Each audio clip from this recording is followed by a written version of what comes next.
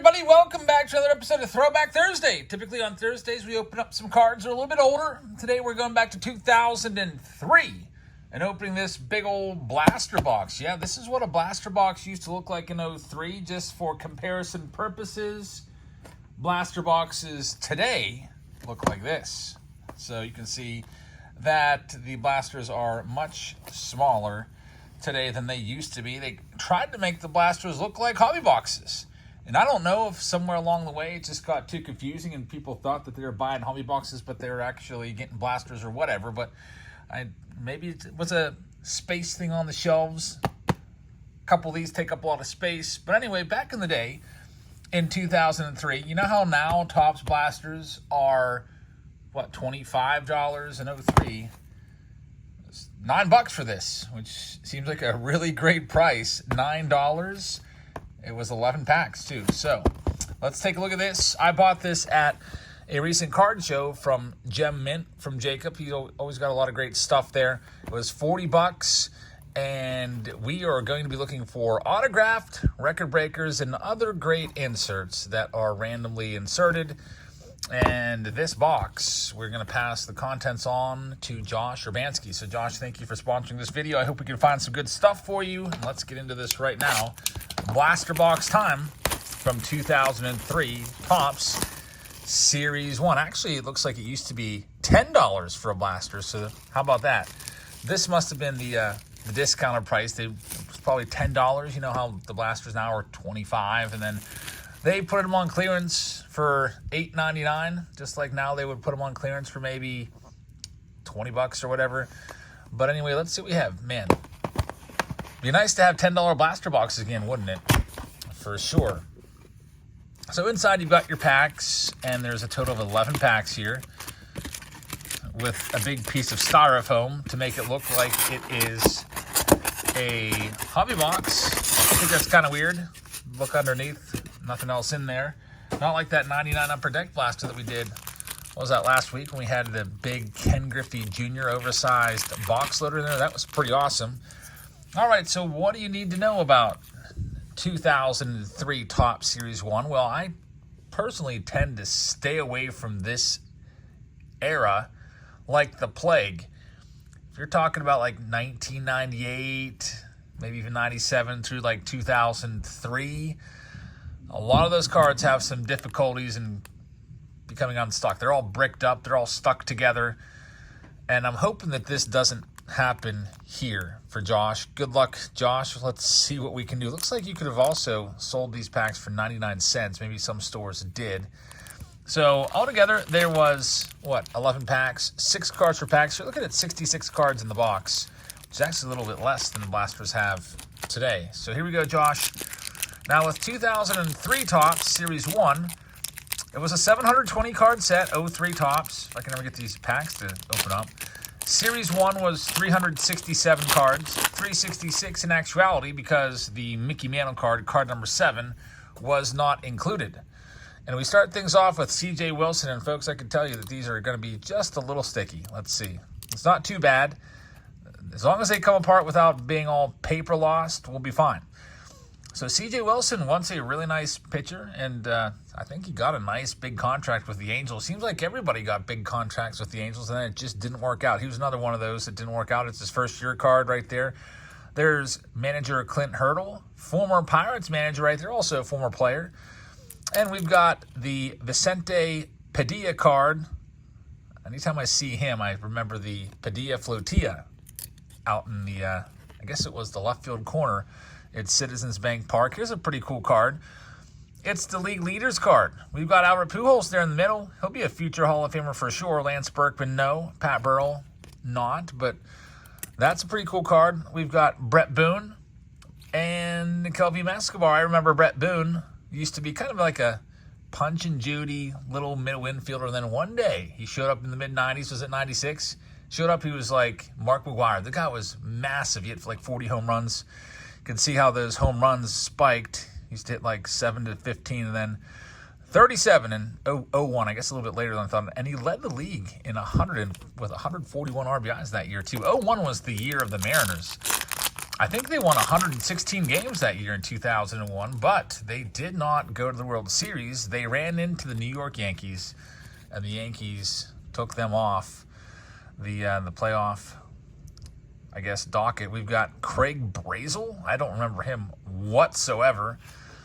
We got Ramon Hernandez, catcher right there. Todd Hundley, former power-hitting catcher. That's a cool picture. Jason Kendall in the Pirates PNC Park in the background there.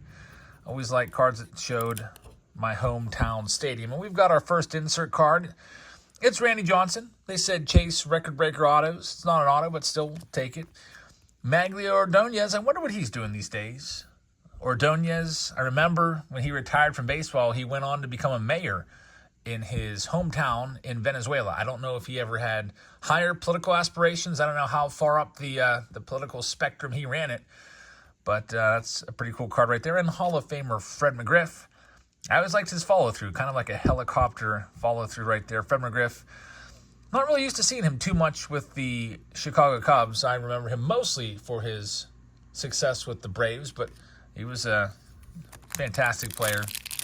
Almost 500 career home runs. Real shame that it took him so long to get into the Hall of Fame, but at least he got in.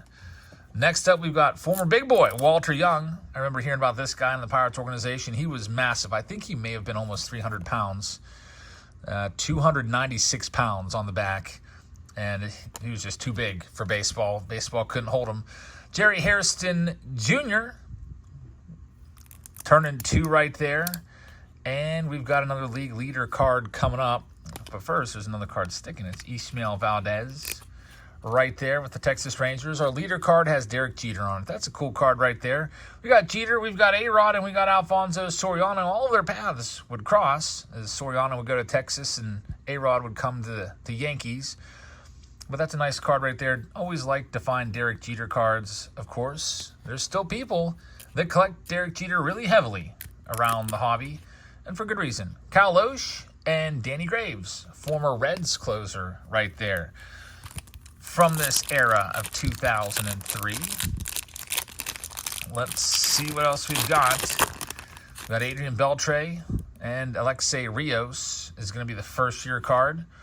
Johnny Damon without the long hair. I guess I don't know why he doesn't have his long hair there yet. Maybe he was just recently acquired. You remember in 04, that hair and that beard was flowing. Yeah, that was his first year with the Red Sox there. He really let it go. You got Young Kim, side armor there. Just really nice closer, but didn't always seem to have it in the playoffs. We've got the Giants win the pennant card. It's a pretty cool card right there. Giants versus Cardinals. Ramiro Mendoza and Adrian Beltre. Hall of Famer right there, Adrian Beltre. Let's go on to the next one for Josh Urbanski and see what we can do. We've got Terry Tiffy starting this next one off. Scott Tyler, Jimmy Anderson, one of the, I guess, kind of personifies the 2003 Pirates. This guy was overweight, and just the whole Pirates team was awful in 03.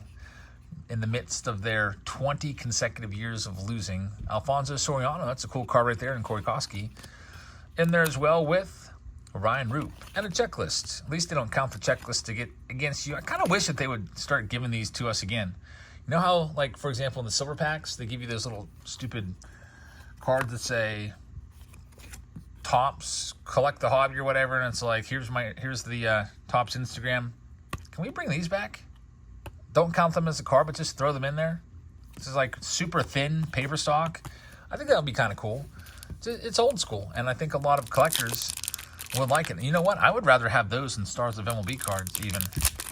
If we can get one checklist per blaster box like that instead of a Stars of MLB, I would take that trade-off all the time, every year. We got Jaime Bubela. That's another name I don't remember whatsoever. Grady Little, kissing babies. And unfortunately for Grady Little, you know, things would not go so well the year after 03. 2004. Well, you know what?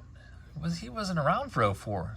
Grady Little had, I guess, what was the thing with Grady Little now? I remember him getting into some strife with Red Sox fans. Everybody wanted him gone. Did he leave Pedro in too long? But, yeah, he wasn't around in 04, I don't think. Terry Francona took over the year after. There's Sean Chacon, Juan Cruz. We've got the Ichiro card right there. So that's an early Ichiro card. It's pretty nice. He was known by Ichiro early in his career. They don't even put the name Suzuki. I think his rookie card said Ichiro Suzuki, didn't it? But he was so good, he just went by one name. And there's big slugger Greg Vaughn in there as well for Josh. Here's our next pack up. This 2003 Topps Blaster Box, Darryl Clark, another failed prospect. Man, we haven't really gotten any good prospects. I guess the C.J. Wilson was a good one. There's Jeff Clark. Kip Wells, the ace of the Pirates in 03. Adam Kennedy. We got Edgar Martinez, who's now serving as the hitting coach for the Mariners and a Hall of Famer. Really great pitcher. And there's El Duque, Orlando Hernandez, who had a nice little run of seasons there after coming over from Cuba to pitch for the Yankees. Pretty effective. Here's our next one. 11 total packs. We got Sweet Lou on the top. Lou Piniella. This cards are a little bit bent here. See that? That's weird. Why are these bent like that? Hopefully there wasn't... I was going to say, can't have been pack searchers. Like, sometimes when you go and buy a retail pack, this has happened to me once before, you'll go and you'll get your pack. There's Sean Pierce, and the cards will be bent just like this, like really badly. And then you know what happened, right? Somebody was going through and just like bending the packs, and if it's more rigid, they'll know that there's like a relic or a relic auto in there. And then, but all the cards left behind are ruined. There's Jim Tomey. So they buy the pack that doesn't bend, doesn't ruin the cards. They get a relic out of it. So that's why you should never probably buy those loose retail packs in a store, because somebody may have bent all the cards like this looks like. There's Jim Tomey once again. Mike Lieberthal, another picture taken at PNC Park. Kevin Young there at the plate. And we've got Ray Ordonez, the slick fielding shortstop of the Mets. And the last card on this one's going to be Orlando Merced. I used to love Orlando Merced so much back in the early 90s. He came up with the Pirates and was pretty darn good for us. Hit over 300 a few seasons.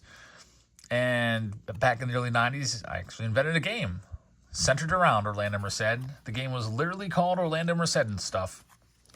And me and my brother would go out in the backyard with the tennis ball and our baseball gloves, and I would say, now batting for the Pirates, Orlando Merced. And then I would like roll a ball or fire a ball or something. My brother would have to make a fielding play, field the ball, throw it to me as quickly as possible. If he fielded it flawlessly, he'd be out.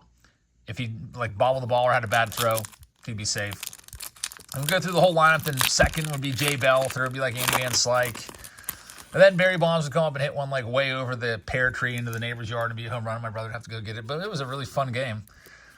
Orlando Merced and stuff. Here's the next one. We've got Kevin Youkilis without the big old beard there. That's a good card. I like that one. Kevin Youkilis, first year card. Take a look at how young he looks. You won't even recognize him. If I showed you that and said, all right, trivia time, who is this player?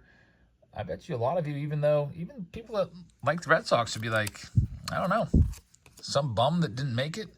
Mike Hargrove up next, former Indians manager. We've got Derek Lowe and Jorge Posada, part of the core four. Trade nights, great news for collectors. Trade cards, build sets, meet collectors. I wonder if anybody was doing that. Home team advantage stores. Trade nights are a good way to, make connections, trade some cards, get rid of some stuff you don't want. And, there's a lot of local stores now that are embracing trade nights. And trade nights are especially popular at those big card shows like the National, for sure. I've never done one. I've done a couple small ones, but never a large one like the National. Here it's pretty crazy. We got Joel Skinner leading this next one off. Eric Milton for the Twins. There's Mike Stanton, former setup man. For the Yankees, Sean Green, season highlights, hits 9 homers in 1 week. That's crazy. 9 home runs in 1 week. Can you imagine if Aaron Judge would do that? If Aaron Judge hits 9 home runs right now, he'd have 60 by the end of the week. That's actually an extreme amount of home runs. We've got Robert Person and Junior Spivey.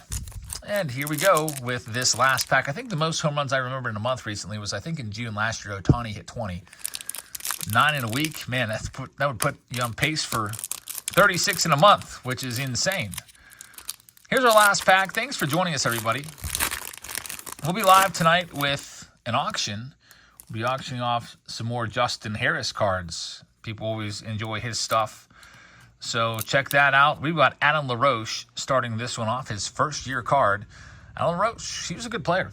A decent player. Played for the Braves, played for the Pirates, played for the Nationals, played for the White Sox. And I remember that he always had his little kid, I think his name was Drake, tagging along everywhere he went. Not during the game, obviously, that's not allowed, but during batting practice and pregame and stuff like that, his son was always out there shagging fly balls and just hanging out, living the dream.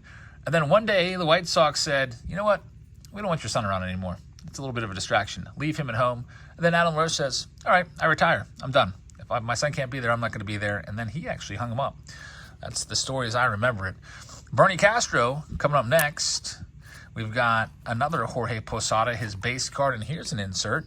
It's going to be a Lance Berkman Own the Game insert card right there, which is not too bad. Own the Game, runs batted in. These 90s inserts are pretty sick. I don't know if we have any odds listed on here for Own the Game. We might actually. They're tough to see because of the foil.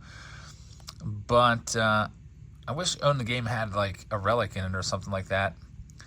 Own the Game, 1 in 16 packs. So not too bad right there. We'll take it. We've got Melvin Mora. And the final card of this video is going to be Jose Cruz Jr., who was once a big-time prospect.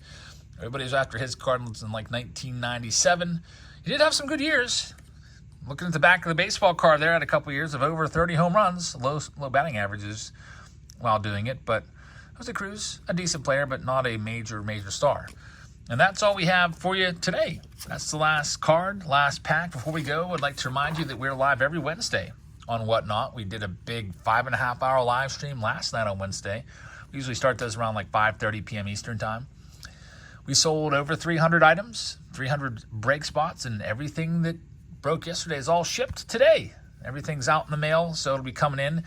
If you're a new user, which means if you've never before used Whatnot, you got a brand new email address. I know some people have tried to get this link, but I mean, if you've already used that email address to log into Whatnot, it's not going to work. So you need to be a fresh new user to get $15 for free using this link, whatnot.com/invite/jabsfamily, and you can become a seller right here using this link, whatnot.com/invite/seller/jabsfamily, and they will give you $150 for free.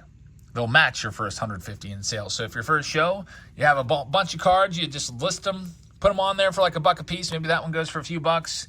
Sell like, I don't know, 100 cards at $1 or $2 a piece. Get $150, $200 or whatever, and then they're going to give you $150 extra on top of that, but only if you use that link to sign up. So that's all we have for you today. We're going to go ahead and get ready for the live show selling Justin Harris's stuff. Hope you can join us for that. I hope you guys have a fantastic rest of your evening. Shout out to Jacob for selling me the 03 box.